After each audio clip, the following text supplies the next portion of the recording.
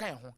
www.sompaonline.com so enensam a wobetie enra de a wote anopai de awie ede kwa kwasi empo ne awunya ntiye nyina no yakruche de nyina kama ede akogu ho a wobetimi akọ na wakọ kenkan bi abusua wo mo adawro ma no mo ya asempa tradwumadie no ede amaye medin odoma nkoma chia me OBREMPONG-NANA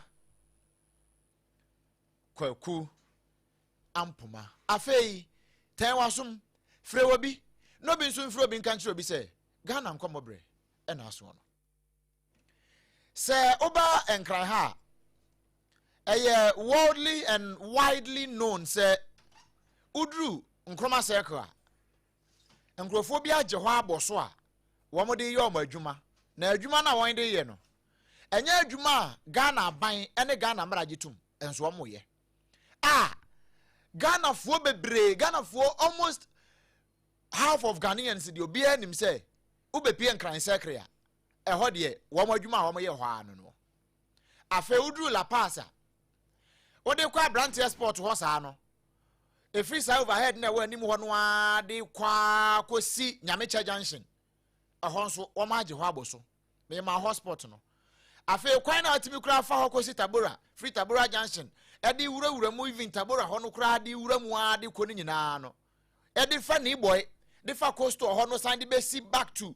za junction so nyina no wo mo na age ho aboso abusia se oba wanim kakra bi a ubedru dome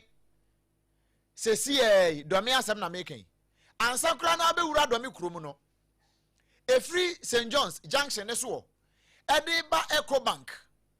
junction ne so ha sei no tokro bi hye wa obi anim se dura najo a akire so a nonson pa mu kọ nonwotwe no eye hotspot ede ma wo ma mbeka wo masem yi wo mu gu ho pa udu ha ne eto se na se wura domin nso a efri KFC ho ede kwa kosi railway ne so ho no sa sport bi na hye mfimfi ho no a po bi si ho no a po no ma yen se nkra o ma yen se jedua ya esi ho no a light kokko bi si so no sa area mu ho nyina no wo ma age ho nso aboso abusia se si se oduro santimanta mu adum plaza wo mu gu ho den empo tekno ho no anchen ho na no wo mu gina ho na udu asafo nyabotre nako sobolo nyabotre nako anglaga junction sisachi edi wura mu a de kosi susa so wo mu an gu ho bebree ye ni won pa abusia info asem na meken wonu mu a ebo ba sibra mama won ba bi nkete na nso won kasa kura won me ya adwene hwe nkokọ udru ayi starting point hotel wo ma na age hotel ni nyina aboso mama wo another point wo ma age ho nyina aboso ye wo mmia ya hudu bebre wo man Ghana mu a wo mu a ebo ba sibra ebo tutu ye kan sa shawofu a wo Ghana ha sei wo mu age other places bebre aboso wone ne nam social media no so a uhiesia bebre wo mu mom kura na ba odiem na wo ne wo kasa obra do me he ya ma kire baabi na santimantam mu baabi a wo de awura ebu akwa agogo na ansana meka ebu akwa agogo asem na kire wo no okopie mu atonsu se siye ya me ne wo kasa ya agentre ha e wo atonsu na eno wo asokwa mansiri no mu na yama ne bofo ko ho eko hu se baabi a wo mu di wo mu dwuma pa wo no prosifo ko ho IGP ne special operation team no wo mu ko atonsu sa wo mu ko akodi wo mu dwuma ni bi wo one efie bi mu yesi ya story building na mepe mu nkire mu se eye fie keke a ye de ama han ana se ne ya wo ba na wa beje hotel na wo mu titi mu no eye sa na ena prosifo ko ye no so wo mu ko akoye soup na no credit dunkon no fin de bi kura ba nipa be 35 am ye de wo mu kura ho nkomo ko to a sentence wo mu nyina em ye de ho bai na prosifo no kodru ho no ahon peprenti abaya baako wo hunu ba bia wo nwane mfa wo free third floor our story building so ehuri chese wodoji police ne ko aba wo fom wawu flat wonim sabia na wo ye ne nye enti police ni ba no wo dwane na no ye te ha o na what you try mu no mu and yet say police bi o say chief inspector or deputy ehwan one no abobo temporal structure dia ma 224 and wo mo de boba asibra amen no ehon nsema bedadwa ame aka ho asem sabre ya kopie mu abu akwa agogo a lorry station ewo abu akwa agogo enso wo mo de adane asawo joint ewo abu akwa agogo asantemantam mu won se medical catch no say uduru asantemantam mu a adum plaza ho adum technofo no ho no a sa techno lane num ho no a office lane num ho no a wo mo nie me se brasa afokɔhwɛ anwoga sesachi edi wuramu asusu aso ho no di kwa kofa so bolo na wo di wuramu asa de abesi wo mo doso bebre buburuja ana sese di lorry station and wo magia boso na asemi ba wa beidu ana wakoye sa asemi nyina mu hwehwemu ya wo de ho ntansa e de bebo yen ba wa ba homa no so sebe okyea me anim na asem ka wo se na waso mu asem yenkotie sanse mpani se ne ye wo kwa atan ne ye wo ba atan ne ye ya na wogina ho no wono ne atentrodo ba wa maadwo nyo so obrempong na ohona mu bokode e obo ade adom me hoye ye de urade ase ba wa minim se ne wako chinchin abu akwa agogo atonsu no kura ye sa wa agogo ba akɔ hye ho atonsu agogo ɛna oba akyem so a ye wa akyem agogo asante akyem agogo e wa akyem abu akwa kyese nkronkron de do so ba asante mantam poten na ye gina yi ebra wuduru abu akwa agogo ya drobafo no ka wo monsem de akyere wo no na won se de Bempong ma na wase na minchi atiefo ayetie sompa ena nwumbre memfo momra eye atwemanwa biaja south eye abu akwa agogo lorry terminal ho na mpimpiri me no exfi na yebeka no se ebre mu de asemu aba beda paso a ye kan eye sebio ye nuanom a omobo ba sibra ye nim se ahyawofo asem na ye kan na said ye wan kasa wadi kan ade ho abakwasem ne ade atudua se saa ne ma nya ade ye so e wo man Ghana mu na empempi no ya wobekọ baabi ya wobehu se omo bo se abra no eya na enye Ghana for people mekan se mo de na terminal station anu fa akoko kino e nuanom Nigeria fo a chese wo mu free bia abonsamta we de ye wi beba ne anom next year de apete e station ha chese akwa ya wo se ni pa ena me die ti na me hwe na bia ya chese long terminal nkofo ba ha be fa card ye ba ne se na se de bia ha e bi no chese o fa long terminal na chi hwa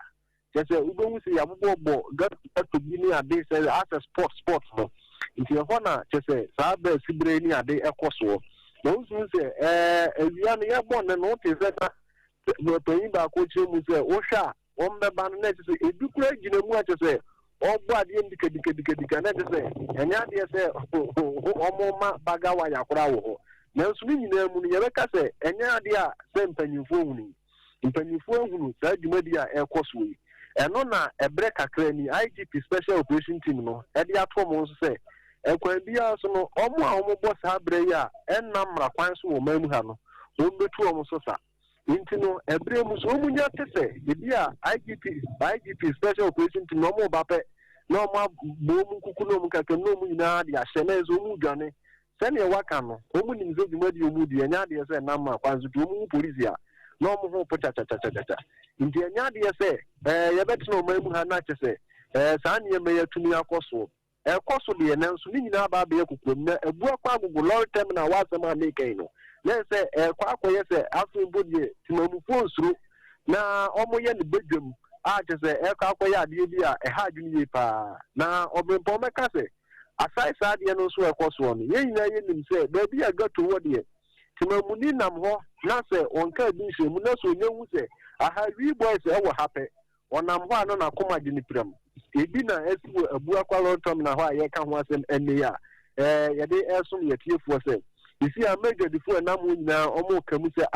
na ba bi a ye nyina ye ba befa ye ka de ko ye fiefie de ni akọ baba wabre sika kakra wanya no obetwam ogatofo anima chese omo anima ye kumukumu ye omo hu nipa kora asabi omu ze eja akra do bi na gina ho na omo ba betu ye so sa de ne omo beka bi dia chimpanyifo se bra so se wo se omo na bom to na sa ne ma na ekoso ewo abu akwa agogo ya atwemanwa biaja south mpanyifo hwe no muntu hu anamo omu chemu se sabia no ohwe agugu station wa ye kan wasemi a police station no ene ne bonhwe ni mu je so omu ye office na ne ye kan no police for anitua nanso no minim se omu so etan mu kutu na da koro omu de akwa konum se ne eye atonso for enya omu de ya na me kan ni se no na me de eye bu akwa agugu de ni esi ye beko atonso eno no ewa so ba Obebon Bawa tieti break answer. Nika enkwa to su na answer. Train ye nyina ebu akwa agogo ho a. Ebu akwa agogo lorry station no. Osi aban police station and any police station dey anim hwe. Any police no dey anim hwe. Any police station here directly opposite, right? Yeah, sana tie. Ana anajo na edu anajo police for ne pon ana. Sir, utie ne no aye boy na wiabre mu na. Ene no mabo ne na matiefo ba say ye engage ye ho kakra. It is alleged say police for no kra na ya no mo pese o mo keka o mo ho. Nanso so mbeduru wa utumu se bibi koso aye secretary bi ni adekoso nti o munya beduru o pene se o ma sa da no mani enya de se de no mo ho no o mo kwa stop o mu dwumadie. Eno ye allegation. Ye ntimi substantiate. Yeah, it is alleged. Okay. It is alleged say saade no koso a tese police for bu mpanyimfo o nyina so aye o manim sem. Me anka sakura me ka se last time o say na DC kura kan ye ho a ono kura hunu ye na wabo ni trimpo se sa ankofo no betu o mo so sa aminim se berekuma bi enche e san so o mabo mo trimpo so betu o mo so sa na so ye ntumi nkwaka se na na tena na o mo ba se de be o betu me adwane ye ni se mpanyimfo so any was what I say, a quendia so betu o mo so sa o every e ye mpotem ho nti no tinamu fu ati wade o mo no be ka se bremu de o mu sunu gudem na ne yakoso ho so no e ya de se e ha adwene ye pa o mu sufre asenkafo sufre timamufo so a o mba be faka e wo lawyer terminal ho so no e ka se o meyi o mu furu san se mo frapra nam ho che se sa sunu anya de wo se e ba e ye kuru finfin sa ntimamufo mra no meyi o du bi sa ya na se ho asem sa na ezudie enti we ya etwetwema so kakra se police station opposite. No matter how hard it is, yenim senye na allegedly yeni hu adanse atesem se police for timiko na yape kakra de ama won no ene na ya hwe ye kam ye se police for no won kra bo mo ho ban o ene ya ase be yesi be mama che se police for kra e bo mo ho ban nyesa sa uti nkomo na de na se sa na kam yakoye sa na kam yakoye san se wo hwa sadia police ebe ho de nka kwandia so na wo so mutuo mo so sa bia ye no so aye ka no enye se se nungu bi o eni nungu bia wonam utumi fam wo ho ekọ agogo asem na meken utumi fam wo ho ko nanso no ubeduru ho no eni anu se bi o mo ba si be wo hwe video ni bia me de ba ya wo se o mo etete mu akoma ntuni wa wonim ze ni o mo se o mo line si tie no ko twam wo ho pe o memra na obeba na say short and long distance or cute na say almost can some move na say wa wonya smart ni na say almost chwa na say almost chwo na say almost na ho so akono so no ntino wuti anya ya na say we almost de ba ya wo no na so ni nyina mu no ne ye kan say sa de anya e wo say o mu bo modern so mbe yi o mu nyina de afudu say say ba dia sport no mu won de na say e ba bo akuru ni mpuntu opi Bawa fameko atonsu ehon so de ene te sei atonsu se ne medical kano IDP special operation team no se ne ya o ma bo mo so mode intempre wa santimant meka so o mo bo adwuma dikadika o mo hwese se nipa bonesem o mo a gatu ahodo na so o mo mbo bezibra no o betu o mo so sa ezan se enka na ye ka da bi e wane o ba asafo edum nsu ase ho na o mo na menso sisi ade just o makodi the guest house ni ade the dinsu ha obi fie na so makwa akọ mutum baby a asemi yesie ya tosu obi fie story bed na to aso me yensa na just o makwa akọje o ma de dia dem ndia kwa se ho na o ma rent o e no mu gina mu e na operation team enya link se branko fu ya ba de gu a o mo bonie na me kanu mi fia se kan se omo boss abre nyina e na enuanom Nigeria fo na omo akwakugu omo yesa Jesus omo nya tip off no a omo ewura mu ofie ho no na kese wo a woni nan ne de kwan bia so se police fo no edo awo nti apre a chema menhwe makora bo yinti no e na kese ba ko ayem hihie ne ade no kese what free third floor ho a kese nano obelande from tima titina be bo ho ntini sabio usikura wanka bia no ka se wetina nano mo so wo hwe mfonyi na abai wa nifie no sheda anya ade se bia wani mpi ni se ni mani bia meka se bia aduonu num 25 years bi e na owo nanso ni nyina mu no hwe ba bia ofiri obelande ye no a na kese ye hwe mu Nigeria ni e na sabio ba sibira kese police fo atuo so sa kese omuchi pinu omo ka wonde special team no chiwo mu nyina de koe nanso ba ku yo ka hu ya sabio yensan kanya ni din yensan nyanka ni din ni de e dia yentumi fa ndi ntudwa no ono de ofiri soro a obelande fo mu am no ka se wetina nanu won se nanso ni nyina mu no ye be ka se police fo ya omu nya fa official communique bia ma bonte se bia yes you no mo ba be chechire matiefo anampu se tinamufo ehunu ne yekoso so nyina mu intelligence kaka ya gada ne se bi akoso watonsu no na ye source no so de ejani pa ba before me jawa ma wakono atonsu no S line ana agogo ana high school junction ana ehifa potin e na asem we free atonsu high school junction ho na na kan se efie no ewo na sa kwan na ofa hokọ ayi utimi kura fa ho di wure mu besi KN University ho no no eno a na ze unim kuma pa se ne na usi bubo bi e ho asem ne yekri na ye be ka se police fo no se ne ye ka no intelligence wu no ya o mo ko yesa so ni e de fa musa no nanso ni nyina mu no ye be ka se si ade o mo yi mo nyina de fu mu metumi aka se bre mu de o mo gu ahomboa so mo hwe so mo de san kofo nyina e betumi akwa akogina eye court na o mo du o ma se zan sa de then you feel as you can no yanso so so o ma mu nti nya to de a ye hu ni se ensam money ni pa bonisam no wadie wo se ye de ko court na mra bu bawa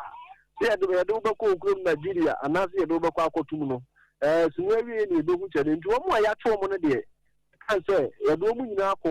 akotwe adabonpo no akiri a ye hwe ni mu se ebrokuma bi ye do mu nyina e be ko akogina asembidia ni ye do mo asam nti no se obi sa ya ebre mu de meka se so workers no de o ma mo no so asanteman pa na police force no anya breso mbetu mu nyina so sa free asanteman ba ma mena se na high school ha okay utimi fa hokra de besi sisan echi utimi fa ho edisi tech utimi fa hokra wurawura mu kofa kotei edi wura kire ho a no aba besi ayi odiom mfinfin ho de awura mate esi adwo na o de atete afa so na o de asan wachi kura san ba besi ayi boankra na sefo nyina nti area ho de minim ho pa na kosofo ni de akire ye be san ba ne abeto ankomo yi so why na ni de akire obrempo abusia ba wa beidu na watene nka no yama ne boni oto yankra different santimantam mu development minister SOMPA no ne awanya no enti we okoye ne ya meda ne se bawa no wo mo ntimi amfre no amfa wo mo ho ayi na ada no because se wo na me ka bia kire do me ha sei wonam sa railways no so wo na atira anye ye no anhwe yi a wo beti wo de obu ade obi frɛ wo abekɔ wo anhwe yi obekɔ no na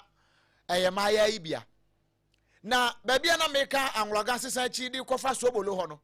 ho kra de omu ba omu tete omu fie omu dan anim se na ho so kra dan no plan bia anim yesi dan no without plans eno na nam street so anhwe ye una wonim so nam street mi so na ukowuro bi dem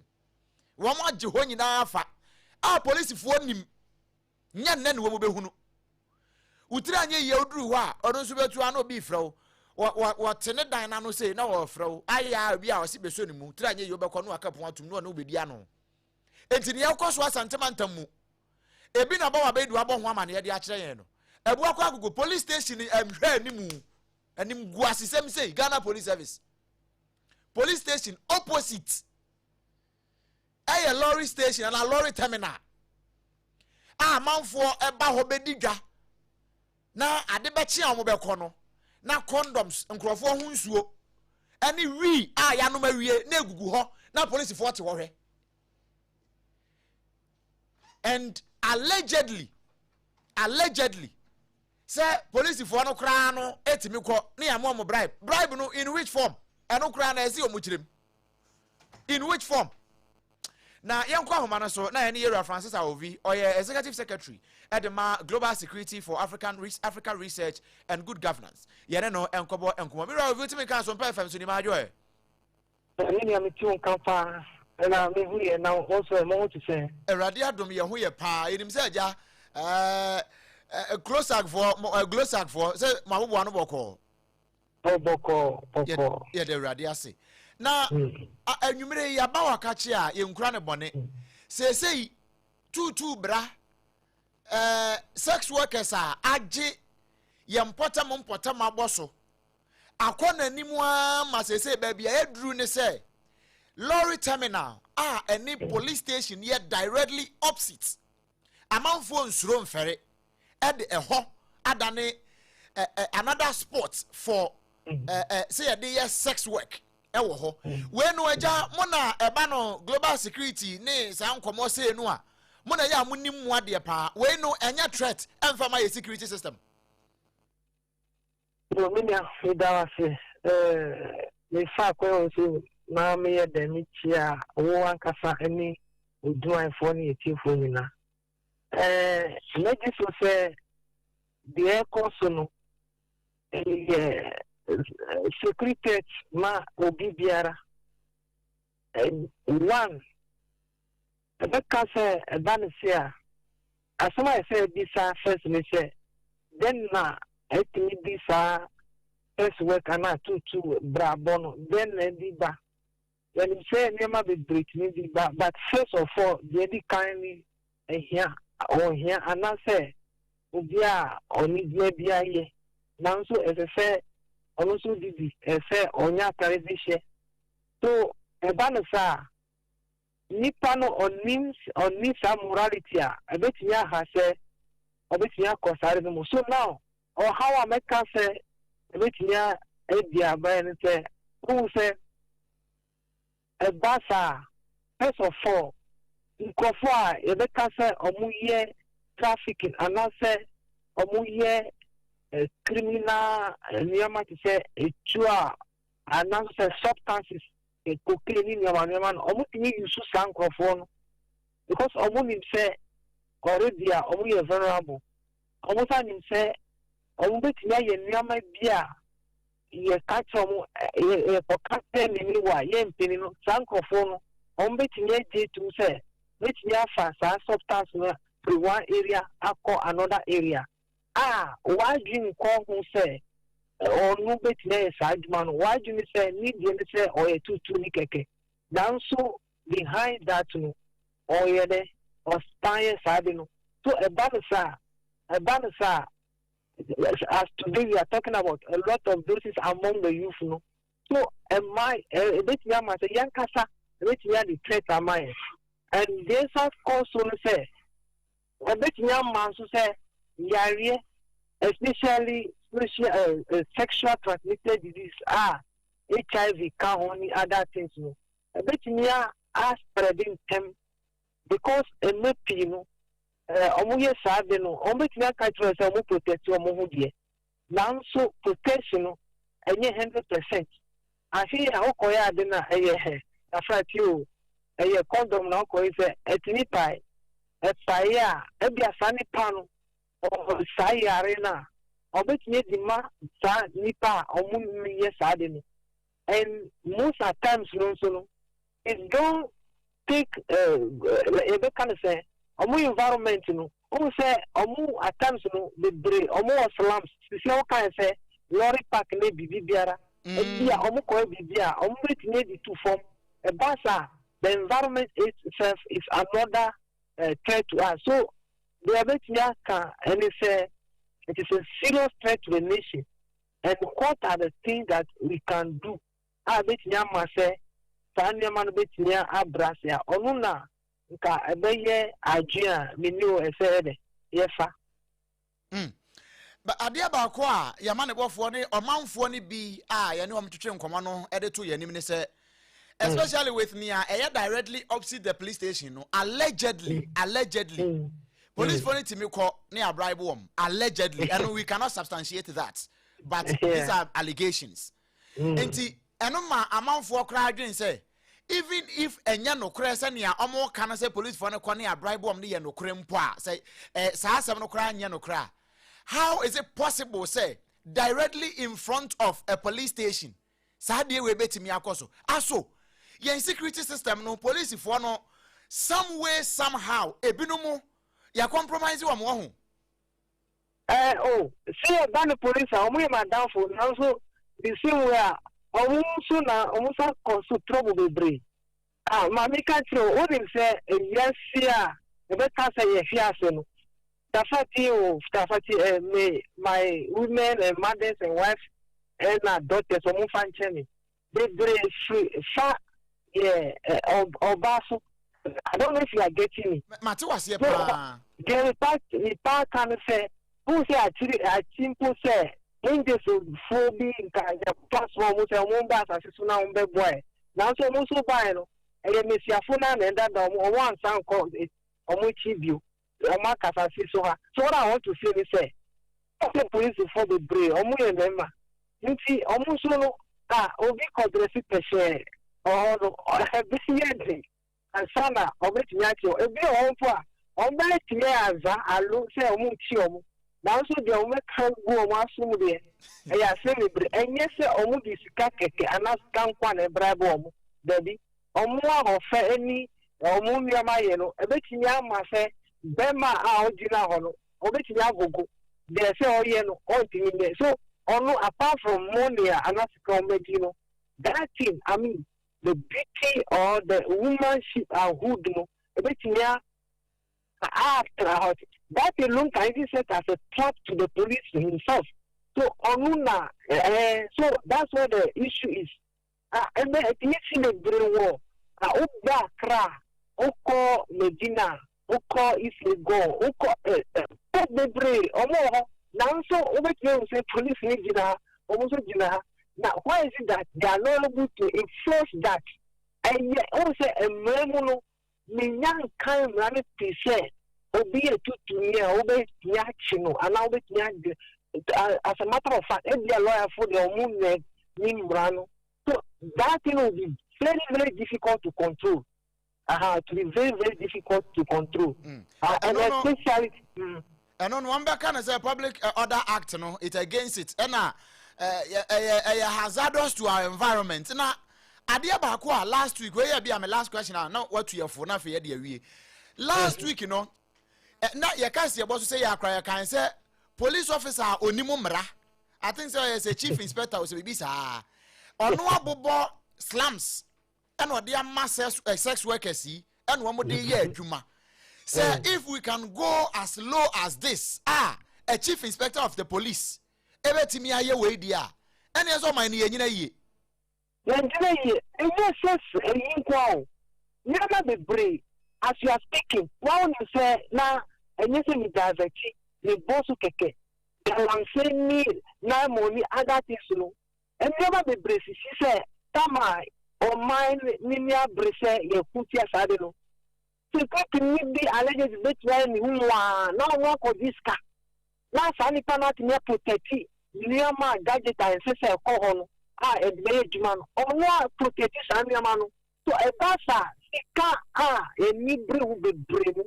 Only a queer mine. So, every sector, including the security sector, almost so many people. So, they all come and name me. A new Muya Madano, a Yemi Wanga, a idea here and there, a taxi show. What you have to do is, as I say, Yenani. So this, the whole public fair, over the view of community news are all premier. Men giants are denuma police no qua. The parties and the say, or you binako bruna, you say, Mumma or before and now police for the and no woman, that ma obi fufo omasoti omunye mfifa ho a obetinya akoni se bebia emra betinya eduma se Sadia and your friend, to see the and your son who call high or Bempo, to see the big Dara, la bet Nipa Danin, say Tafatu, the common put to see a Moko side and a Moko high Nikakla. I don't know you said Nipa, my war, and Nipping, and yes, I don't know. And can say, you need to stand as a people and the dear, I don't know your factor, one factor, and yes, a boy, Jina. Era obi yedi enkomo na ewie kura no we nano na mebusa obi ese ntia na den na ekofa sa de we nyina aba ya na nkomo a ubusa dodo na nsem o ka ye unemployment eno na ekofa sa de we kase pa eba wonso so mehwe global security for African research and good governance employment ka ho we no aban chefa wo mu ye de he ena yen so a ye wa manfo no ye futu a ewom eye den so let's start free I say as on my and I say ye nipa ye kore sade no ye o ka se je kan o ana the budi o ye ka se mu se and say akomu diwa na o di usan me de didi enofre aha I say asenti as a nipa no e se show ho so the big biara o obetini aye na so bisa ho se o yi asade no eye ma wana e mo se sika ye de now so and say ye di hu to be blame say the be ya ansana be niska like today e kasano na ye man mo sitting this school ni o mutini si o mu make na o ye nyama TikTok ni enye all those things no let you mo fu say the o mu ye ne no implication a o mu and also the ye titru ni say afiya wan ka fa betini anya yare bi etima Africa de dia wonya fi side no no entini saw yare ti o ba na anako yet also on my as on mine no it's supposed to be our responsibility say and say ye bia ye da men say ye call him as a population and yes I did that ye de ba ya be ma speech de yes say ye ansana in kofu omu school our educational system no akakakra because nkofobi betnya masters is oni se obeye e because o say bimu say akwadro anase omo specific duma de na so bebere no nkaye for better education mo a e betnya na say o pia o ni sa school na o train say o bin fa o duma one kasa betnya take bi kakakra aye water over cotton because we want to school, you know, we package, you know, I bet you are more attractive. Over tough and soon, over to number the briefing. Now, so one coin, sir, why do you say, over year 2 as some other, sir? And the government, they have to make sure, sir, there should be enabling environment like Mrs. Yadia, the person call here business there. We need capital, we need capital, here. And say government, say, big biara person the person should be able to access loan without struggling because a no could be a loaner. Ube struggling asana wenya. And that's because of the brain almost no risk. So they call way or two anamic of foul visitor. A bit near harm a we are not yet there. So it's not like food, you know. Almost you are moving free. So the interest and everything should come down because for young person who yes business now mo konya sa scanner I bet na bomb but I'm done sir government business so own create big and now own man ko so on make nya sika dey make them ayo mo la no I bet na haji so that's what I want to advise this evening the government should create the enabling environment say yen no let me ye bibia I bet na success no commercial sales no ebetine abrase kakra right ira ovi enyumre ye beda aseso ajebrani abonko na nkomo yi obi ka say running story as and when any development bi abeba no ye besa abo aso ye ne anu abedi ho nkomo you make so me that one right abusia nipa ne bon nkomo yi Francis Ahovi were executive secretary at the Global Security for Africa Research and Good Governance GLOSAC ena yene no abo enkomo no na enkomo yi ho no ebu akwa agogo nkomo no Yebamodia yesanka ne MC ho awo atwemanwa biaja South. Honorable Wisdom oseboama ye yesi ne bebo nkomo na wose ba bia wo hye sesia no ebeye dene se wobetimi excuse ne ho ne yedi nkomo ene nanso ono nkyere se enkomo we nya ade eho hia no eno nti ono a hyeyebo se we di osre ye ne ada anka yenya no lipite yanko na anka nyame yadom ochena yemfre no na ahoanu ye bia owo ene anamon a otu afa ho e we buakwa agogo police station no opposite ho nia ekoso wo ho no na wono a emfa na no disem entu yanim anamon a wotuo anamon a watu deda ene nia oba ye beto yes assembly na tuo enyina no wase obeka ho asem na mmom nei die sabri a yetena si ba bia wo hye no se wakaso betimi agyae ne edi nkomo a ebe ha ena wontimi my assurance na obesa faili yen into wase on de osre yen yemfa ne nyame pa ekina na nyame yadom ekina ye frɛ no a abre bia ebe frɛ no ekina no wobeje bre ne yabo nkomo nti enkomo yi se na medical aka no ye beto aso na ye de nkomo aka no e de ama na bra ba wa be du kopie mu e wa buakwa agogo no woni abrante kwakwapia e bo nkomo na kwakwapia kyerɛkyerɛ mu se kyerɛ no Power that terminal station anu fa akoko station anu ye asiwufu ho enemu no kwa mitem piano mo le condom ene tipa we ni asofo ni na hanu mo ne gofo ne tata wo amanfo source e wo station anu wo enemu no anu de mai pa do nyime so mo de dog ene bi gina anu no mo she enya se ko pa police force ba besene ko ho no obo go mai ho no ma sa bia ba ya so no ko di ko ma de bribe amaje bribe wi anu me de wo ko sometimes kwa do be feel into police ni so say police ni be ma be help you say why because no ko akwaje na dey help so no so mo anu so no to ko ni ono mo shimu a ho no mu bi ase woni ni ma be pie so say obi blogi pa ho no ma wo ke kam akwa ma sa ko san kwa se wo fo na dey e be ma ba abe group ha no ti ba no ko no obi di na na de bla we kwa pia no wono ebu kwa agogo ho wo kan droba fo na asade we ha wo mo pa no waka ho na woni amane boni ba wabedu ebe osa nkomo na nkomo ye nya akire die ye bekoso ade akire ko ese benya hu muaye ede ama aye sompa 106.5 FM Accra Abusia yetoa ofa etosomienu no eso ede amamo na kasebo no yenhyase emfri adenta circuit court womo tena se ye kasei womo abua abrantie before woye mason se wakowia kwada wadi emfihia no enan abamu a wawia ne firi pagye ewo framantemu no ede na aba Accra ha na de ne wone akwada ne ba beye de wobi anim David Pandoyo wono ena ye ka ne ho asem wadi mfihia no aduru no 25 years woye togoni a waba betena enkran ha ana Ghana ha wo bo ne bra na ye de ne kogina mra na anim no na no asem ena court no tie ye en wo mu bua ne fo na panyina wote na dwam eye Angela Atachi wadi to just say ono ankasa na no asem a woka kire court no nti en wo mu de sa ruling yi ebaye na David Pandoyo ya ye ka ne ho asemi wochire mu se woko drinking spot bi se woko akope bi etwa so ono nsa no wo ribi pa en woko drinking spot wo as usual enti wotwetwetwa bi ate hwa na ose akwada wadi emvihia nan abamu ano eba na nchen en wo se o akwada na ho te sei akwada no eka kire ne se o me ho ye nsa akwada 4 years de wono no won hyeda ennim bibia sa na woka kire aprosifo ne se nia wokaya ne se akwada ne ba ne nchen ya obisa ne se ne ho te sen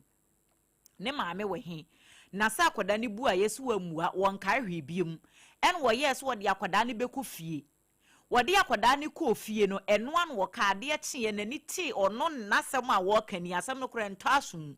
na ni ti ya no wo mu afiri akwada no wo no ne maame wo de ne maame te framantam pagye ho no akwada na timi afa ewiem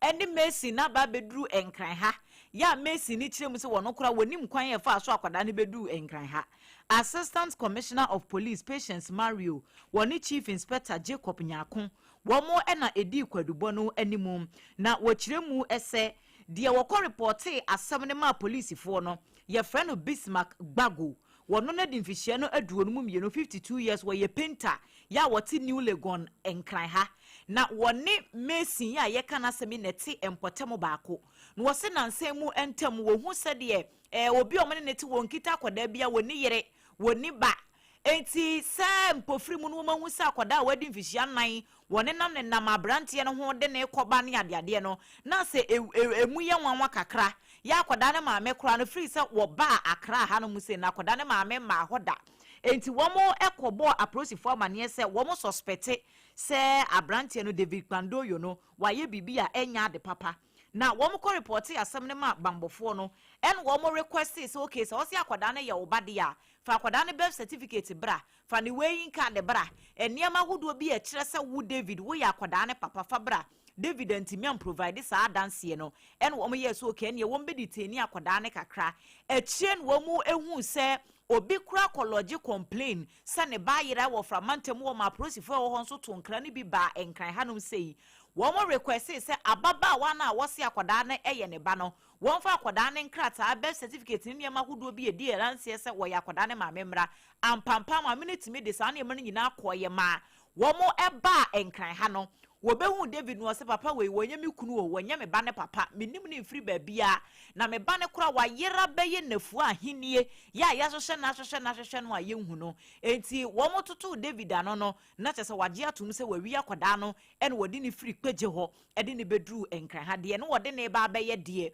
obia entimi enhu enti ye kasai de bambofo no womo aso asem ne mu ya womo echire mu se abrante no wombe hye de womo de beye no se ye bepe fan bi amana na se ye be mana kwotwera da bampunachi na wasom o my Ghana na se wokoba wanye sa adem no biem de ene ye court no gina ya wombe sie no ena ebre se fatamu no ye de eho amanebo ebebrem ti wei eye ensema hodo a efiri framantamu a ye de ne achire ede amatifo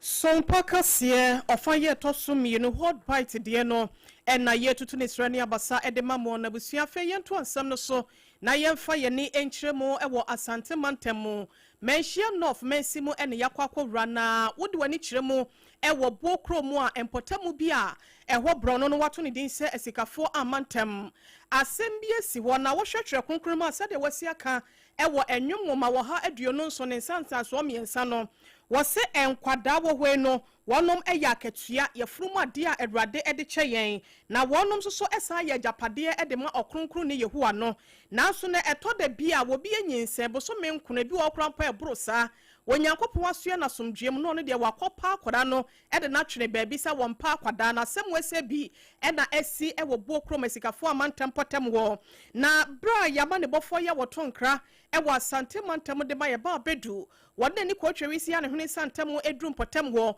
na wonne wona wote woni bi atwetwe nkomo sania wosi hu asem no efa ye no anti ya enipa mu baako wode mu nkyeremu ene amanebo edan ni sei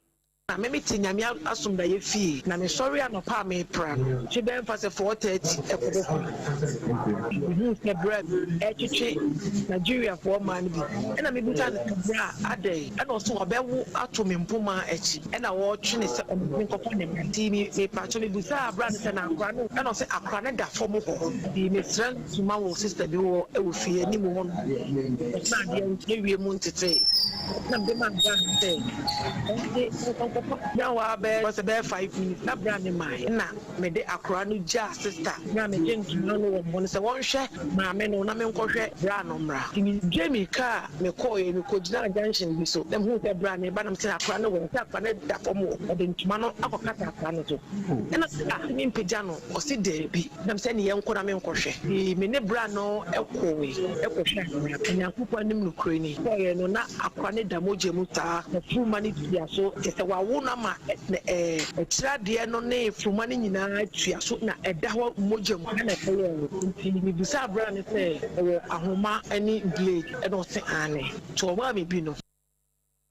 Omani bino anti ya oye ba panyin ewo buo kromasikafo amantam ntino wono ankasa e ma aboafo so ni mu a wono metwa ye we wasusu se Nigeria ni ababa wabi e na wadi sa anyambra sem no de opa ye nya de onya ye nso so a e yade a wose wompe abotofo akra bra Facebook wo ne behwe SOMPA 106.5 FM akra anasa SOMPA FM live na waba behwe akwada na funu manyina da etua so a ye nya ntwa no ankasa force wachem e wo fie se hefa no okochi mi yo ene watabiri akwara no ene odna kwa akoto obi mfichire efom bam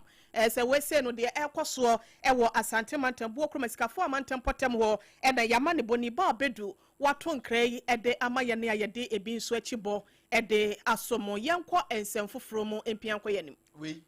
kohwe kwa atwea kohwe nipa egu ho pa mani bi nya ketwa ode komedi mafo eba center ho sesi ya na kohwe ma e pa wo enya asem kuma obi anya bi ato atwene abusia yento ansem ne so na fe yenko ansem foforo mu na otwe atwa mu na wie ye de ba besi enurada na otwe ya mu no ene yate se Dennis Miracles aboaje ya wono krai ukọ akuapem lata ehọ na ne nchi ankasa firi no iyokofo afa no na papa yi ansa na iyokofo ba fa no eye kwasi ada na awia mu ho ede ba na nwumre mu ho saa no na wadi kan kura post wo Facebook se wono se NPP engita ndi ba fotre no adwuma no onya wope enti wa ye hu documentary be 15 minutes ade abeto Facebook no so se na iyokofo track se na wote adupre mu a wo ba be si Ghana ha ya enti wodu Accra International Airport wa pedom se krachi o kwen no talk no long talk bia ene wan man so enra wote ye hot bite kase ya so sem people fo no ko bode e wo yokofo akache se wo munya Miracles aboaje flyers e hwie yegu montre so de free Miracles aboaje now na do so pa enne ne ya tie ne se won ya mani beli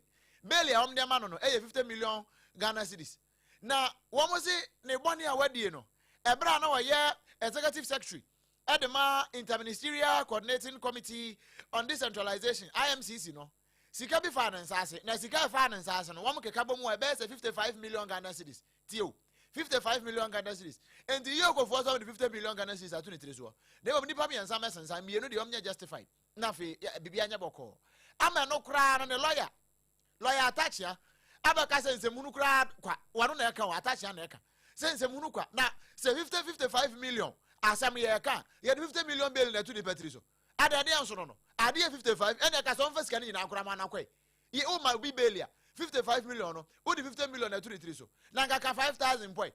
e wo ka 55 million na wu yokofo okra no e de na hamosa enyame ne nkan we ya attach ya enu nti ne ya ye betena se ya ye hu se convoy bi wo mo ne na maburu bi pone so ya wo mo kọ akuapem lata ene ase o ehimfo no so ya yokofo re mo acha ne nkrofo no ene ase na hwan na mo de ne kwe ase etire we di ase Dennis Miracles ene ase ya o ya ye kọ lata ne fie ho ne yakọ doso ne study no so ene ne table bia drawer bia ye betwetwe wono ade ye kọ ne fie ne yakọ akọhwe document bia wo ho ade bia wo se ye hwehwe na ye hunu bia no wono amfa ye nkọ ne nkọ hwe nti sabere a ye kasai wo mo de Dennis Miracles aboaje edu kọ no ani fie wo akuapem lata ya wo mo kọ hwe ne fie ho akọ hwe ne ma e wo ne fie ho ne ade bia wo mo susu se ebetimi aboa ama investigation akọbọkọ no etimi akoyie afei nipa bia nso a wo mo susu se ne ho bom mu e wo sa investigation wo mo ye nyina mu no won ba chio nipa kro nso won ba kọ ne fie ne yom de ye Miracles no eno a bi sa miracle na eno ba kọ nipa kro eno nti mo bia nso nyina ba bi nka se we ya we chanting etan se mpani akare da se wonku ndi a wonku onye eno ye ne mpani akato odeda eno nti so wano nko adi a munya no no wano nko anya ngu ne ho na bibia anya bokọ iyokofo wo mo nkomo a ena nwumre yi wo mo de aba ne bie no ye toa kasiebo no so ewo ensemfoforo mu Ghana Gold Board womo ede womo nsa hyentease apambiase a sika ewo mu eye 8.4 million Ghana cedis away no womo ne Ghana Water Limited na akosantease apam na ne nyina ne se womo ba bebo adwumako no se de be ya water supply systems niam ahodo bi eboa ema omanfo enya nsuo no Gold Board fo betimi aso omasene na womo aye sa project ni wei ebi bekoso wato emantemo na fe emfimfim mantam ahodo no emo na ofa edikan eho dwumadie na womo koye ya wo kire se ebehye se de be ya bonsa afei daboase ne sekire himai water supply systems no ne nyina wo mbetimi asiesie sanse breka krani o hawa ba ho a amansuo ho asam na kwakwaye den pa e de ama omanfo a etesa mpotem ho na wo kire se managing director wo da dwumaku na no ne ba ne naso emre bi atwemu e de sa de srede ne beto wo manim sa daworo ma adwuma a wo mo pese wo mo ye nie na emom Ghana Water for wo mo nko ntumi nye enti wo mbehia abasa bi emu edin na waba beso wo masenti wo de to wo manim no wo so ne board no dwen ho a enne wo mu nyina si gina yesa ne ye anya bi kra no wo mbe so wo masene kakra na saa dwumadie no atimi akonkan enti enne dwumadie a wo mo eye ye de wo mo nsa kwahye nkrata no ase no panyini ya wono eda gold board adwumakuo na no yera sami jamfi esquire wode ensem kakra eto yamane boni nana opon chicheku anim Omadwuma na omane dia shop on sabeso na eho kaso edos tenya dia ban ko a ebitumi afasa na zeze kwa dia amadwuma na ye de na ekanados ebinum enyuma boni omoye bi efoma bi tu a ye ne basa illegal mining bi ye sand winning ne dia keka ho ye no nyam ya ye water treatment infrastructure assess bi ama okohwe dodo na atibio mu a sewani sewakache enti last year October and Agana Water Limited the Krata Bears water supply system base in Sia today we will get to will be here say Ankran Crane my equate me as well as na any more etnicities treatment plants in Cabo good border so they will say Shuma the Asha and Sankasai good turning it any good word and Rana good board na sounds one my asudis Yemoa Runise clamation environmental restoration and the account nature say Fuato Tia Pennis near the Atuma Bebodia Common Libya say Basuku made up of technical officers or all these water treatment plants are being water treatment plants. Chief Executive Officer wada Gold Board no ano Ora Sami Jamfi ena yete ne nka no ono kasa wie no ena kwankyerefo panyina wada Ghana Water adwumakuo na no Orua Adam Muta Wakilu wono so ejina adwumakuo na namu eda Gold Board force se wo mode saa de hyede beto wo manim no se gold ho adwuma no wo moye de nanso wo mu hu se wenso eka empuntunwuma hodo a wo betimi aso asene a eso beba mfaso ede ama omanfo a wo mo ho kyere wo mo wonsuo ho e wo sampotem wo odampanifo ase. When we take power, we realize that Ghana Water alone cannot handle. As you did, it wasn't just a letter we wrote to Gold Board. They sat down and just technical team was formed, visited all these sites, ascertained the fact that truly there is the need to support. And I want to assure you, whatever you are giving us, there will be transparency. And at the end of the day, we'll all work together to ensure that whatever is outlined in the agreement come out clean. And then that will give us the opportunity to request for the fee. And I want to assure you that people of Central and Western very, very Bonsa and Dabuasi are in the Western region, Central Hemans in the Central region. Contest the people on our region, interact people and the staff, prepare them for this emergency tragedy.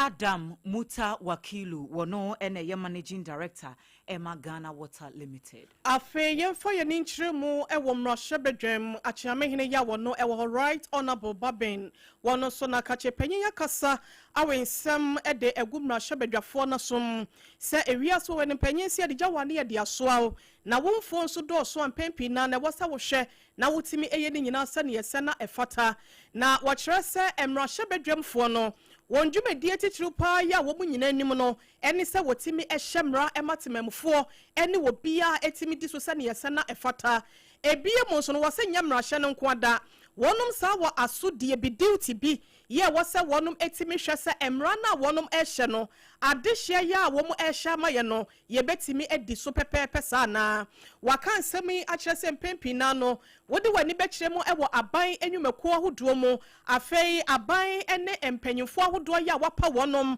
ema wo boa se be ya memmo ne nkyekireye no ebetimi esipi na esita amatemamfo atimi ate won faso se ne yese na efata wonum no wose mpempi na no ya na enkosa ni nyina ne se mrahye badwafo ba be hyemra wie ye ena etimamfo muntua tax no so mutua so a Central Bank anaso o meye sika krabia batan no eye mrahye badwafo na sede se wonum edi wo mani ko twawisi ya wo hwene santemo no edi Central Bank no wonum dwumedi achi ene aban nwuma ahodo no nyina se be ya sika woman no edi efri wonum botomu anase wombremu enya wode boa no entimi enkohwengu ewo bi botom na mom ebetimi akoye se ne ese na efata na ensemu ese nyina no wode tudwa wasenya Ghana ha se no monko ada ebibre mu hase no mama nyina damu mpanyimfo ena enne day wonum ehyiaye ewon krampomponi mantama senom wa bra no kyerese sikasem a afa amanyosem mu no mum ye ne amanyosem se wo koye na woni sika wontimi nkoye wo pedibre bi na se sika ni ubotomu ene etwon ho enya ade ebeto ama wo onabo wo mama se no makoto aba ne de ama wo se ni nyina no edi yendem ewo ye democracy no monte no ebra so ye nyina ye nhwe na ye ntimi mu amampanyimfo ye wa bibre ase no no na se wo bimpo no ekowie sika no de kohya wo manmu a watimi ama ente ho na abambofo asoma basa ebetimi aboa ama transparency anasa pepepeyo etimi atodwa ewo yamanyosem ene yasetem right honorable Smana Kingsford Babin ne sem no say ene wakan fire. Distinguished participants, the role of Parliament in advancing reform in this direction cannot be overemphasized. A true measure of success, however, will not be the adoption of the resolution itself, but its effective implementation by state parties. This convening, therefore, offers African countries a platform to translate these international commitments into practical reforms of national and regional level. Parliament's leadership is essential to ensuring that international resolutions translate into laws, budgets, oversight actions, and measurable improvements in integrity. As the institution responsible for lawmaking, oversight, and representation, Parliament has a critical role to play in safeguarding democratic integrity and ensuring accountability in political finance. Parliament established the legal framework governing political party elections. Penyin trefie massive one from Russia bedwafo nya wafamu die yese sebeya ebetimi aboa amasika sem ho ntoto ya na eye basa e wa mama so ni titru ene o my Ghana ene yamanyo semu no ye betimi aboa ama ano abrase empo ene sese yentimi entuase aweyi eye kasamafo ya wa ya chiamehene e wo Russia bedwam right honorable Kingsford Babin ena wakan sem we side media kro na ase no na chairperson Edema African Union Advisory Board Against Corruption. Now was here. Your friend of Kwame Adam Sanano. Now was here be na waka sembi pa afi one more tiwon na bonse we be no dead. Now no dead we be abon tirim ko say ya no bom sam papa wakasa. Ne kasa waka nyina yetiawa. Se Ghana ha ene ya bibre mu nyina no. Ya manyo sam ayeyi. He wo bi wo hunu ba bi ya manfo nya sika ni free. Ube huwa mate political party na manfo di sika wura mu a enti bi owa baby yesu onya sika di free kura no a no ni ti wura no onya sika di free afa be wi ase no wo ba be di aban ananya mbe na no ba aban mu no na baby a onya asase ni free no am otwene benkum ni nifa om tutu no sere ne masasa sanse wakobo enkrutu ene nkakape wo mo hobesia na wantu ya no na akire be ni apramire no wa mo dan ka eno nti wo de wo ka e de atoso say sani e amanyo sem wo ebibre mu ha sei no say ya na ada ye ho na ya ma wi anyina mu kama pa na obi ahwe mu a ankoye sa ahwehwe na ohwe no wahunu sampa ne wa akire nie na ye koso a katakata ne ma so ye kataso mu aso a he katase chane proye ye ntimi ntu ase da edem sana no. Political party funding is one of the principal entry points for corruption, illicit financial flows, and state capture on our continent. Opaque, unregulated, or illicitly sourced party and campaign finance distorts electoral competitions. It entrenches incumbency advantage and converts public office into a vehicle for private and partisan enrichment. Whilst the sources of party funding are undisclosed, unregulated, or drawn from corrupt or criminal proceeds, then political competition ceases to reflect the will of citizens, and instead it reflects the interests of some undisclosed financiers, incumbent office holders, or transnational illicit networks. The African Union Convention on Preventing and Combating Corruption, AUCPCC, in its Article 10, provides the continent's binding normative anchor for regulating this domain. It obligates state parties to prohibit the use of illicitly acquired funds in party financing and to embed transparency in how political parties are funded. The African Union Advisory Board Against Corruption. Yera Kwame Adam Sanano, and I didn't say when you now to Jan. And it Yamanyo and Bibrimuno. Say, I read near Sika 70 to 20 years, near me one, I was a fine at your house and a baby of mine. Yera Apomudin and Semuna and Newa my Ghana at today. ene sen nansemu entemu ena omampani His Excellency John Dramani Mahama ene na pamfo ya Mahama Cares Jumedie no Ghana Medical Trust Fund empenifo eda no womoboaboa niema no eni mfidi ahodo bi ene ayekese pa no womokoyeye ewo Cardiothoracic Center ya eno no ewo Kolebu Teaching Hospital a womokoye no womokopao Cardiac Catheterization Laboratory ya etwenity our friend Cath Lab eno en womo commission ye ewo Kolebu honomo a eye biaye bia womo ebehye aye akoma ne ho adwuma se bia wo bi wo problem bi akoma yade anase sese wo ye surgery bi na surgery ni eye heart surgery ni niam bi etesa no a na eho ankwa ankohia se nipa no age ye boaboa sika ahodoa no sesa no dollars e de nipa no efru plane kwa ama no ne ansa na womo akwakoye akoma ne ho adwuma ntichu pa ene womo a womo hia surgical operations no na womo ekoye saa center no ko bia no ne ade no empenifo ahodo pi ne kasa wase kiremu emwa saa center no eba beboa Ghana yapomden atenaye no na beto dwa se patient makomako enan ene yede womo ahye saa center no ebehye womo dwumadi ase no treatment a yede be ma womo nipa nan ena yede womo ahye ase a womo nyina ye beneficiaries a womo enya saa dwumadi ne mu emfaso na womo kiremu se ade a akoso no de eye asamde pa ma Ghana apomden atenaye no na procedures na womo ye ewo saa nipa nan no eso no womo eto nsa frɛ a Dr. Fuekuku Dam specialist na ebi free Mount Carmel Hospital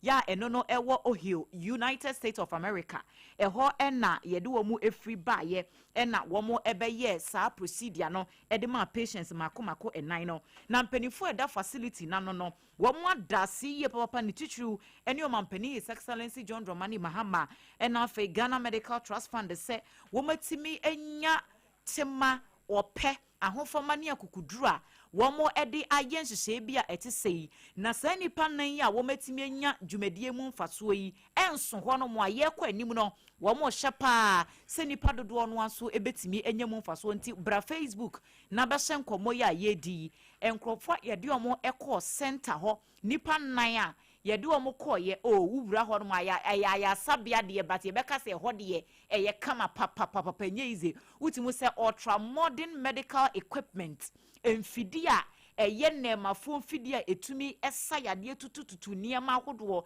eno ne yade akogu center ho no a utimu se ekoyie papa nyasam ke 20 sei ene ye bekoso wo man mu dia megidi se enioma ebetimi akonkan enti wei ene asem da efri Kolebu Teaching Hospital eba yenso yede mu amanebo asomui afei yɛmfa yɛni enkyeremu ɛwɔ Youth Employment Agency YEBOAA na wɔnom ɛkyerɛ sɛ empanya kandidato wɔ sɛ menkomitiri mu pro ewiase bɛnu sonso a ya na emia ne saa yɔso nti no wɔne ɛyɛ Ghana Digital Center Limited ɛtimi aka wɔn ti apam ho ɛte sɛ ntampe homa ya wɔkyerɛ sɛ ɛmɛburu bɛɛ sɛ empimienu 2000 wonom asanti asiapam ya wobema wonom entity yesebe ya befo kwan so no wobetimi enye nimde ede aboa wo meyi na ensanu dwuma ho nsem so no etimi esipi na esita no kyerese beboa ama enwuma ho akwa atwe enso ede amabi no ni nyina danka krankakra yetimi ate so ebro panyipa ya wono na YEA woda no Yewura Malik Basintali wo kasa no ensem sei ene wode tuja in the world is a digital space. It has a plethora of opportunities that remain untapped. And I mean, to defend any point anywhere, to be the richest man in the world is a digital man and one who has made a lot of money through the digital space, and that is Elon Musk. And so it's incumbent on us to also take notice the advantages with regards to the IT world, and also give opportunities to our younger generation, our colleague young people out there who are willing to learn from that space. And so looking through, I realized that the best option that we have to front it for us is the Ghana Digital Center, because that is exactly what to do. Like I said earlier, our work is to coordinate, is to facilitate job creation. Edipa wakasa ye YEA penyi ya wotua adon Yewura Malik Basintale na no disem na etwagu ye no abusia medimanfo aba center dawromenti wo di mayen ena anwumre yi hwe onsa manfo bi anya ba ne bi ya wo mo de wo mo so wo mo mpe manfo ope nanso wo a wo pɛ bie no enkofa kwambɔne nso komidimafo aba center na wo mo Dr. Tamada so wo se no kra de akyɛ kra yɛ bosome empa ho wo se wa ho adane na fe wo to aye nnwum ade amani na so mensa ka yes na woni da so ntu nsa bɛka na bibia yɛ bɔkɔ ana wo de ne yɛ nwodwe ya de wo fa na adwodwo wo so ade mu a je se na wo nsa yɛ titiriti asa wo de nsa ato blog so me pa kyɛw uhia sa wo de wani kyerem e wo medimafo eba center na so yɛ na fe yɛtimi hwɛ wo pa Dr. Tamada so ana Dr. Edu Jemfi se ono no gidi e wawuo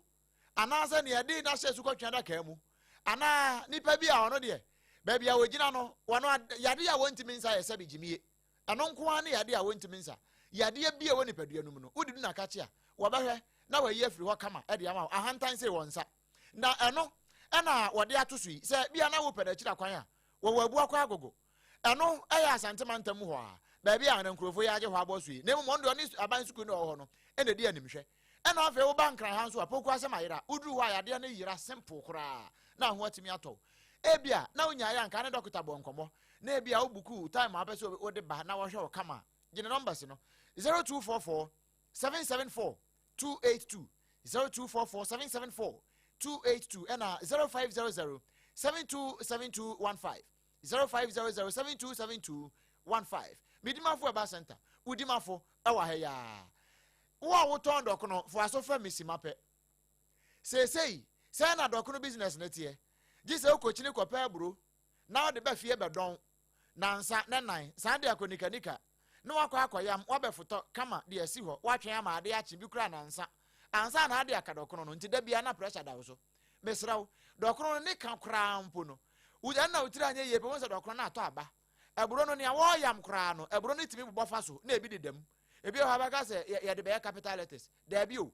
eno sa pressure we nyina nton se amadokro no kra wo ba enhye da nso se ne amanfo pe no na ebubu ase polo me pa cho sa haw no ye pesi yi firi so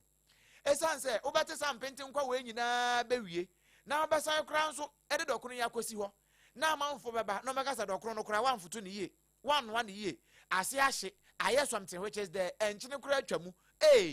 pressure we ye pesi yi nyina firi so eno ntina Joy's bread and pastries wo mo say womo de dokro ni bia bawo na ti o dokro no womo de aba no wo a wo betu akoton ana wo de kodi udwuma bia wo ba bia wo pen dodo mu no ye de ba ko ma 3 Ghana cedis tie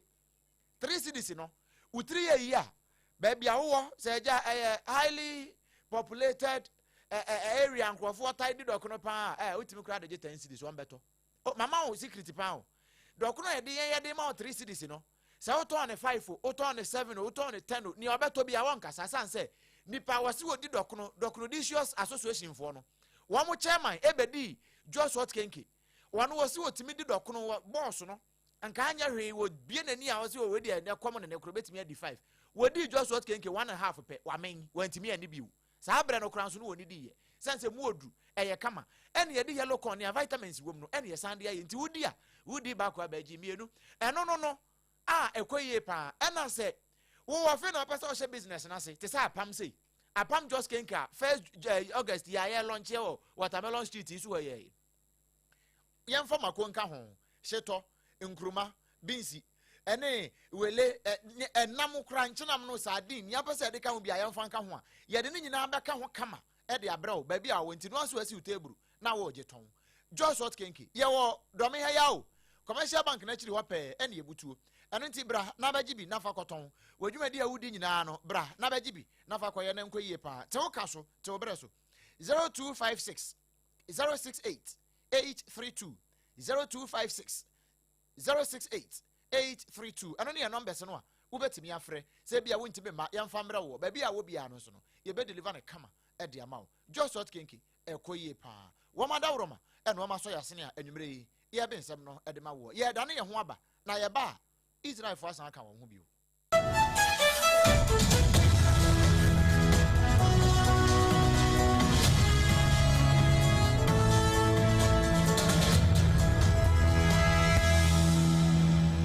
Endpoint Homeopathy Clinic. Ghana had the obedient says a prostate. Na baby omutibi screening Emma Huni etuasia. Na a Endpoint Homeopathy Clinic. Anasa a kidney, a liver problem. Bofa baby and ajuo. Na the friend premature ejaculation no. Be maybe a one would offer kwakwisia. As a wood dinner huagro. As a wood tonte. Any a bra Endpoint Homeopathy Clinic. Na yamuao. A man mema mo power. A Endpoint Homeopathy Clinic. Wamu de mufua. Yari bia infections been a woho. Anasa bia wosha wofa baby na ajuo. Kidney problem. Prostate dear. A Endpoint Homeopathy Clinic. Kumase ubehu Endpoint Homeopathy Clinic. Ewa konuma boy here. Ena akra hanzo so dear. Wamu jemu ankasa. Ewa spinter zebra friend share signboard no. Hudu wana ubusasa wope Endpoint Homeopathy Clinic. Obia ebetro. For Endpoint ewa 0244-867068 and 0274234-321. Endpoint Homeopathy Clinic. Wamu demufua.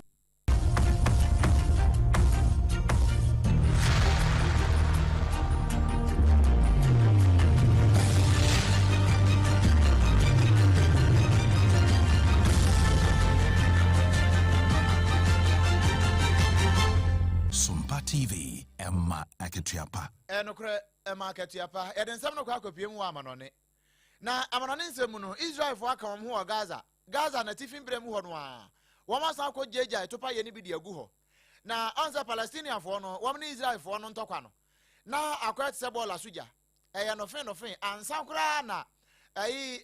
Iran fo de be ka ho a wo de attention nyina de kwa ntina Palestinian fo nim so we de Israel for woman who we kura. One more one cabin shemu. Ukopiemu, our northern Gaza Honwa. Palestinian territory, a Hona Hamas for one more Edium Juma, Interior Ministry Hono Crown, Honwa Moniaman Krawa. One more police station, local police station, Bio. Drones Sunibio. Sad drones here Ghana had there, Yadefa Mojai. Any essential medical equipment. One woman to bomb. And now, say free, one better. Ne jaibo jai tuonu mu bombo kitingiti eto ha bete fiu ama nipa me no ka se wo ma hwero mo nkwan ma akon na police station no pani a oda wo ano Colonel Mohammed Mawan Salem wono atoa ya no wonse do enti anka hanka DPU watoa na nanom wonse do wo bra no wo adwuma mu ama say Israel wo military ni say Mawan nankasa no wo head of military security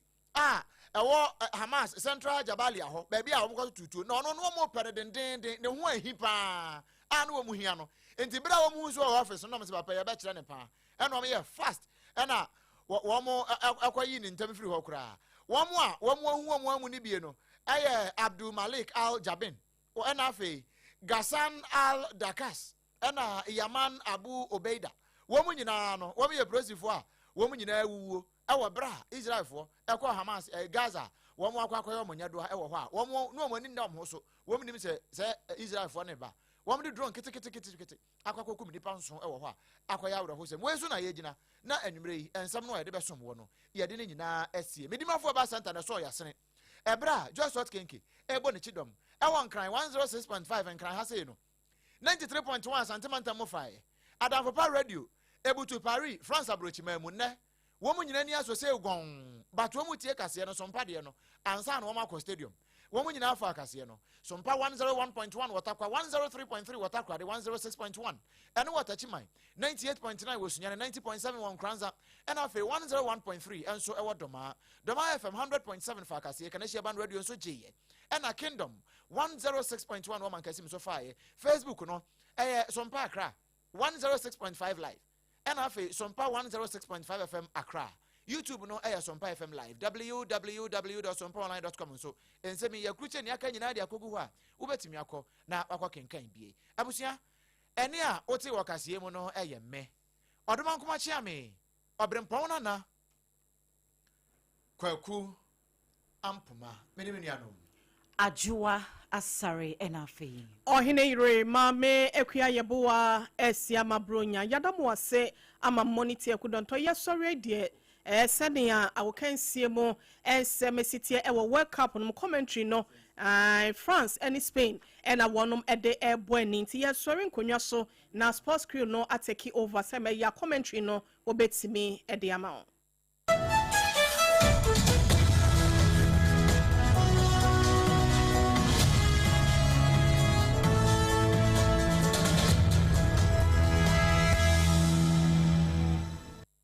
munya dinam se menya foreign call. Hello